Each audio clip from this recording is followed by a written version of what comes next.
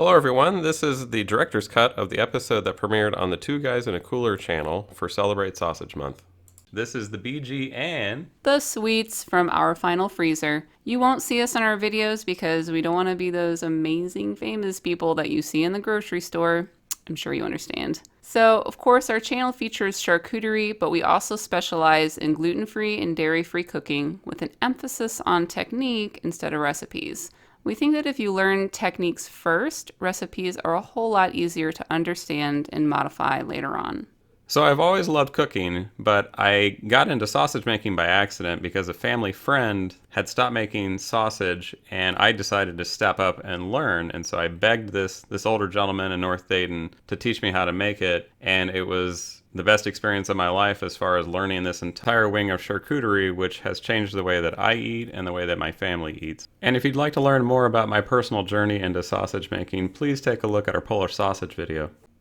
As far as some of the failures that I think people should know about, two of them come to mind. One, if you decide to make 400 pounds of sausage in a day, make sure that your vacuum sealer is continuous duty. I was using residential grade vacuum sealers and they just burnt out in the middle of the day with like 300 pounds of sausage left. I had to go out and buy new sealers. It was a disaster. The other thing is if you have a new person cleaning sausage casings, don't let them cut through the middle of the package. It ruined an entire hank of sausage casing. That day we couldn't make any more case sausage, and so I had to wait and go out and buy some more. That was also another disaster. So for tips, I have two. The first one would be, the moment that you figure out that you like to make sausage, buy a sausage stuffer. It is so annoying to use like a KitchenAid attachment stuffer or a stuffer that goes onto a grinder. It goes so slow. It's not worth your time. The other tip is to make sure that you're buying the highest quality and the largest pieces of equipment that you can afford. It saves so much time to have a larger grinder to just go through a bunch of meat, a larger sausage stuffer because then you don't have to reload it as often. Every time that you can buy that nicer piece of equipment, it's easier to clean, it's easier to use, it runs faster, it's amazing. So today I'm going to show you how to make bulgogi sausage. Instead of this being a thin sliced beef stir-fry dish, we're going to convert it into a bulk sausage. I love these kinds of sausages because it makes it so easy for meal prep at home. I make a bunch of different varieties of these flavored sausages, and so the only thing you need to do is just take it out of the freezer, let it thaw, form it into some patties, and then you can fry them up, grill them, make meatballs, whatever you like. Super easy to do. The first step into making this sausage is getting the vegetables prepped. So what I need for this is I need green onions, garlic, and ginger. What I've done is I've just washed it and then rough chopped it, put it on a baking sheet with a little bit of avocado oil or something that's a neutral oil. And then I've also peeled an entire head of garlic and just put that on there, and then also about the same amount of ginger. I peel that, cut it up roughly, put it on the baking sheet. Once I get all the vegetables onto the pan, I'm going to put that in a 350 degree oven for about 20 minutes. What you're looking for is just to cook the vegetables through. If the vegetables are not fully cooked before you make this into a sausage and you want to freeze it, it will continue to rot in the freezer. The enzymes are going to keep working on the vegetables and break down, and you're going to have this funky sausage after a couple months. If you decide to eat it immediately, then you can just have fresh vegetables put into the meat and it'll work great. While the vegetables are in the oven, the next step is to prep the meat. So normally I would use beef shoulder because it's cheaper, but since I love you, Eric, I decided to kick the tires and light the fires and use ribeye. The only thing I need to do to these ribeyes is just get them cut rough enough so that they can actually fit through the throat of the grinder, but that's all the prep that's needed here. After the vegetables come out of the oven, I need to weigh out each of the ingredients for this recipe. I'm making a quarter size batch. I would normally make this as a 10-pound batch, but in this case I'm going to do a 2.5 pound batch. And for 2.5 pounds of ribeye, I need 1.5 ounces of cooked green onion, 1.5 ounces of cooked garlic, and then 3/4 of an ounce of ginger. So with the vegetables weighed out, the next step is to actually grind them. I prefer grinding the vegetables when I'm making sausage like this because I already have a grinder set up. Always make sure that you grind all your vegetables first before you would grind any raw meat products, because I don't want to have any cross-contamination problems. But for this, I just need to take out those vegetables that I weighed, throw them down the grinder, let them grind through. Some of them are going to stay in the auger, and that's fine. The way that I fix that is to take just one chunk of meat, put it in there, and it'll push out any of the leftover vegetables that are still in the head of the auger next to the grinding plate. After I've got the vegetables ground, next step is to actually physically grind the meat. This is easy. I'm going to be using a 1/8 inch size grind plate. What that means is that each one of the holes is 1/8 of an inch in diameter. I prefer a finer grind for most of my sausages because the one benefit you get is that any sinew or gristle or harder fat will get stuck in the grinding plate and the cutter head assembly, and you get a cleaner grind coming out of it. You have to periodically clean the grinder when you're doing this, but it always makes a better chew of a product for me.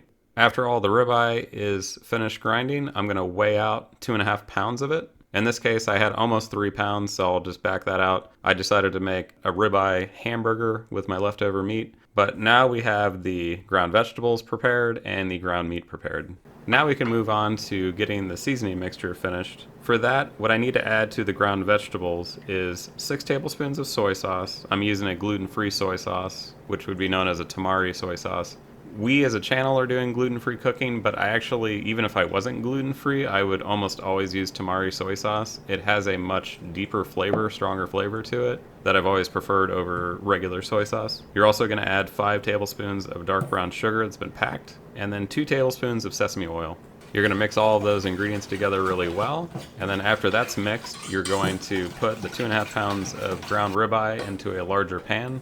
Add in your seasoning mixture, and then you're just going to fold all of that seasoning into the meat. You want to be working top to bottom, left to right, up and down. You want to distribute all of that seasoning evenly throughout the ground meat mixture. My little technical tip for the day has to do with how do I calculate the amount of soy sauce that I would use in this recipe.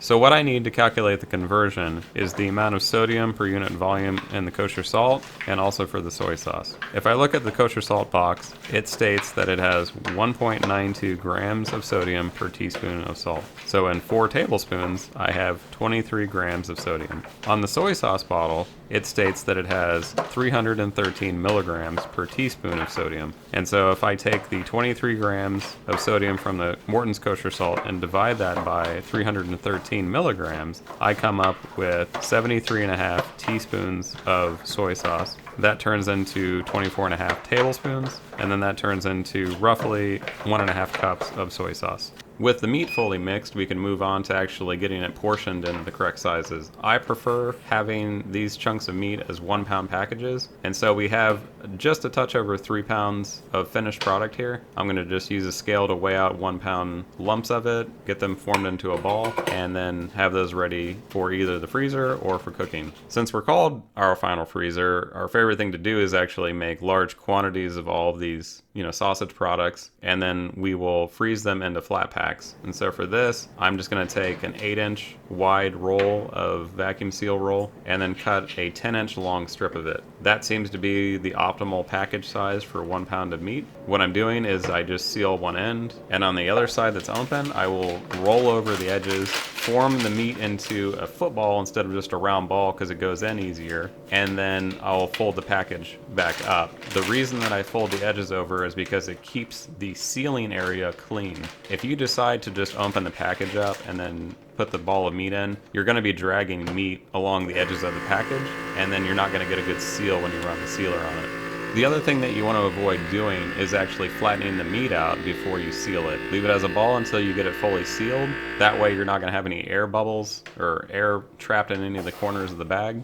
And so after I get the package sealed, I will flatten out the package with my hands, and then I have a big chunk of aluminum that I found at a scrapyard that I used to actually flatten the package. You don't need to have the same thing if you want to use like a large cookbook or just any large flat item. That's how I get it into a nice flat package that I can actually stack these in the freezer. What we do at home is when the sausage is still not frozen, I can stack these packages about 10 packs high in the freezer, and once they get frozen solid, I actually turn them on their side and then use little clips in the freezer so that they're standing up. That way you can get just a really dense amount of sausage into a freezer, and it's very easy to see what you have. We have only vertical freezers because they're much easier to see what's inside.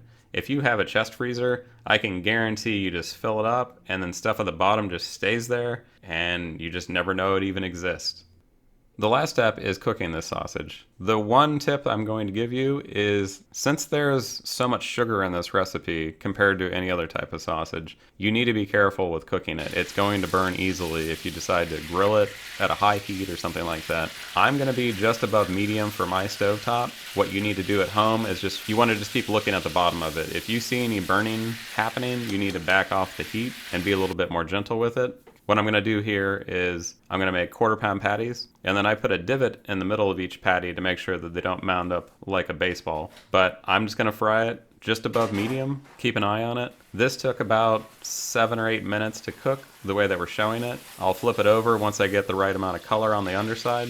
Let it cook a little bit longer until you can pull apart the patty if you want to see if it's fully cooked, or you can check how done the underside is. If you trust your source of meat, you could technically cook these at medium rare if you wanted to. I prefer them to be medium well. So that's it. That's how you make bulgogi sausage. It is a delicious conversion from a classic Korean recipe into a bulk sausage. You should experiment with any of these types of ethnic foods to see what would work as a sausage. It is delicious.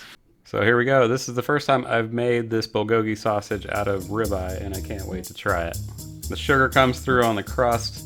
The sesame oil permeates the whole thing. You get the garlic and the onion and the ginger. Delightful. I love the bulgogi burger.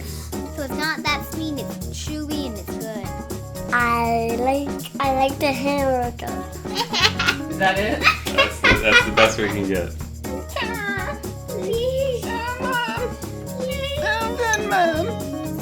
Okay, baby birds.